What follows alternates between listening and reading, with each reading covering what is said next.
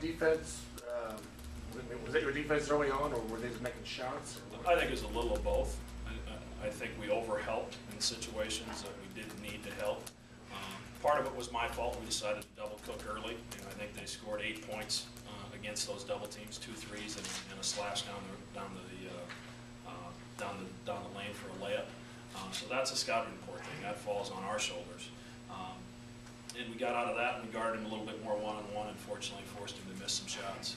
But they hit some pretty tough threes as well. When they're looking at you and they step and then rock back and shoot that shot, and that's not a three that I'm going to be crazy about our guys taking. But Northern Iowa was really good at those. And they were on a roll and they had a rhythm, and it was really difficult for us to get them out of that rhythm. And fortunately, I think we stopped them 8 out of 9 possessions to end the half, and then the first 5 or 6 to start the second half, and that's where the game changed. How big was that unique tonight for you guys? I thought the start of the second half, he changed the game. He was aggressive, he was flying to offensive rebounds. And he missed a couple things down deep, but he got to the free throw line, and those opportunities at the free throw line to start the second half, even though I think we went 50% during that stretch. We got there 4 times in the first 7 possessions and only made 4 out of, or I guess we made 5 out of 8.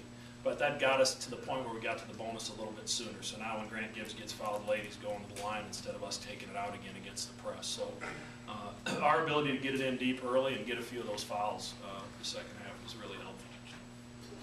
Greg, when you've got a natural scorer, a point guard like Antoine is, how do you walk the line between telling him do your thing and be a distributor? Because he was clearly feeling it there at the end. Well, they weren't guarding. I mean, they weren't within 8 feet of it. And we had a feeling that might happen.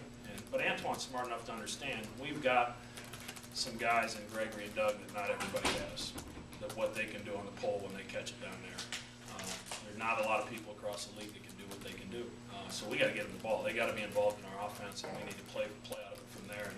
And Northern Iowa ran a lot of different looks at Doug tonight. And Northern Iowa was probably one of the few teams we play that's disciplined enough to change those things and give him a different look all the time, and not give up something on the other side. And Doug, that was probably the most impressive 14 points Doug scored all year, because none of them were easy. You were kind of frustrated at times when you thought that there should have been fouls on call on him when he had the ball.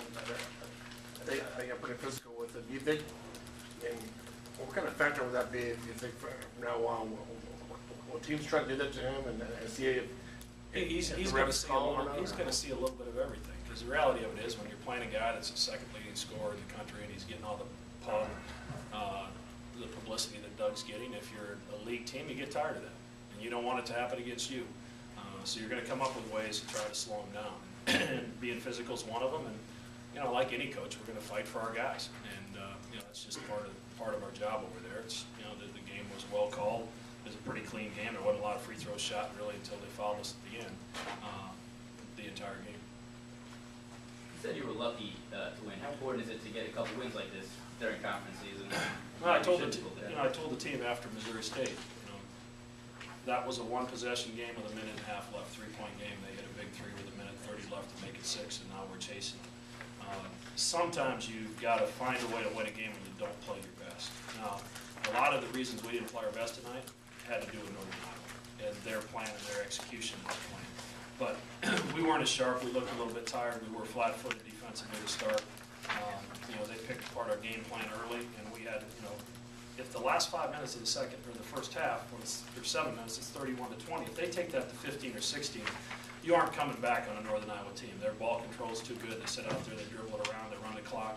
It was imperative that we got back in the game before halftime. Seems like that's kind of the same thing you guys did against San Diego State. Came back before halftime, got back in the game. Talk about the resiliency of the team being able to come back during times like that. These guys don't quit, and they're really together on everything that they do. And we faced a deficit at Wichita, and this is 3 games now. We've had double-digit deficits in the first half against good teams: Wichita, San Diego State, Northern Iowa, and came back and found a way to win. I don't want to have a steady diet of that, because sooner or later it's going to jump up and grab you. But a lot of it had to do with what Northern Iowa did, not what we didn't do. It's just they really executed. They made some shots. You know, any team that's going to start 8 for 10 from the three-point line, you're lucky to be in the game at halftime if that happens, and we were fortunate to sneak back in. You guys have talked about how many weapons you have over the course of the year. When teams are doing what Northern was able to do to Doug tonight, how important is it for those other weapons to step up? That's huge, and the same thing was at Wichita. You know, Wichita made it tough for Doug, and when you do that, you're going to give up some things in other places. And tonight it was Antoine that was able to take advantage of it. Grant Gibbs had a couple big baskets late. Josh Jones had a couple big threes in the first half that were, I think, a direct result of what they were doing with Doug. And Ethan Raggi, it's hard to keep track of both Doug and Ethan when they're on the floor together. And we got him loose, and his 8 points were huge for us. I mean, that's a difference maker for us off the bench. I'm sure you feel this question plenty last year, and I'm not sure you probably like it, but is playing Northern Iowa, is that special for you? It's not special, it's difficult. And, you know, I've just got a lot of friends on their coaching staff. And Coach Jacobson not only worked for me, and he played for me as well at North Dakota. He's a great friend of our family. P.J. Hogan worked for me in Northern Iowa. Eric Crawford worked for me at Iowa State, worked for me here, and played for me at Northern Iowa. Chris Foster was on their staff, and I played for me at UNI. So there's a lot of really good friendships, and you know that place means a great deal to me. It always will. I graduated from there. I got my Division I coaching start there. I've got wonderful friends there. So I don't ever look forward to this game, and I never will. That's just the reality. Fortunately, the stories become less about that and more about the guys that are playing, and that's what I would hope would have evolved over time, and that's exactly what's happening. One or two more.